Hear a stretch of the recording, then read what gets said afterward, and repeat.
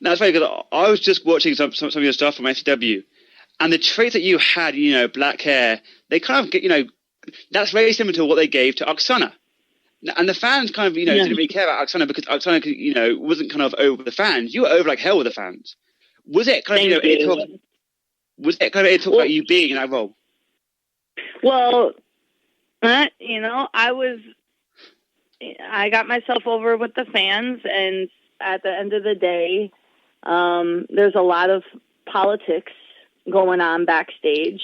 And, Aksana was found by somebody important backstage, so that became their girl. And that push, it just happened so randomly that one day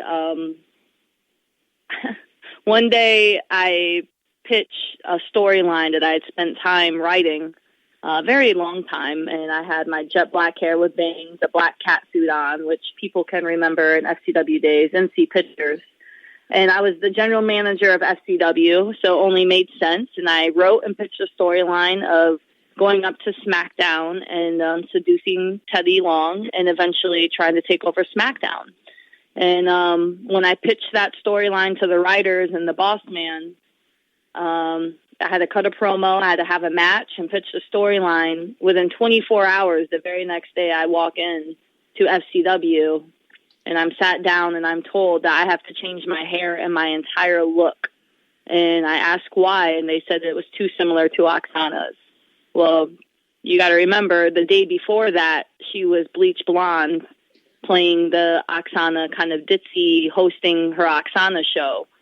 So within 24 hours, she had jet black hair, was wearing a black cat suit, and that following week was getting sent up to SmackDown to seduce Teddy Long.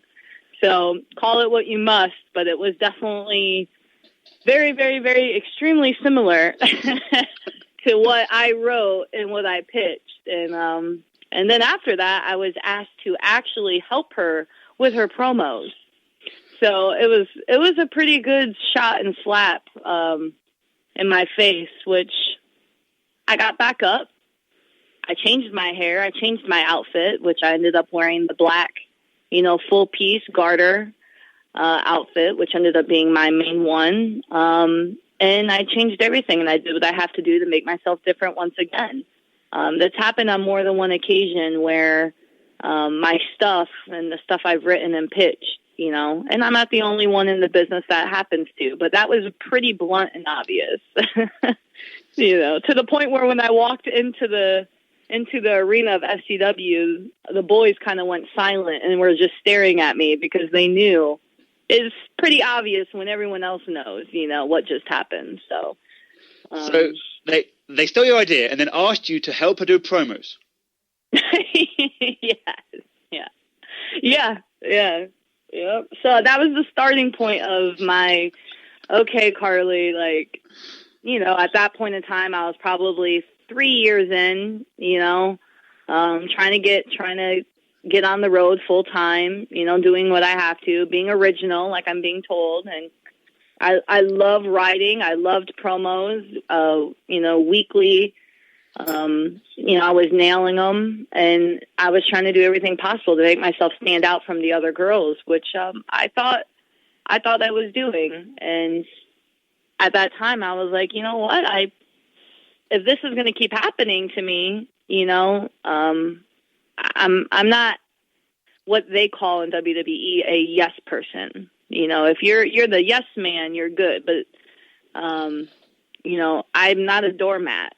So the problem is I do stand up for myself, as anyone should, in this world. You stand and believe in what you want to do and what you're good at. And they don't like that. And that's, eventually I was like, how long am I going to do that for? So